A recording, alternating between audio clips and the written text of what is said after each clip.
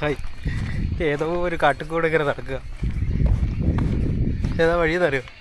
ഇത് ആംബർ ഫോർട്ടിൽ നെഹ്റാഗഡ് ഫോർട്ടിലേക്കുള്ള വഴിയാണ് കേട്ടോ. ഇത് മെയിൻ റോഡ് വഴിയും പോവാം, പക്ഷേ ഞാൻ പോയില്ല.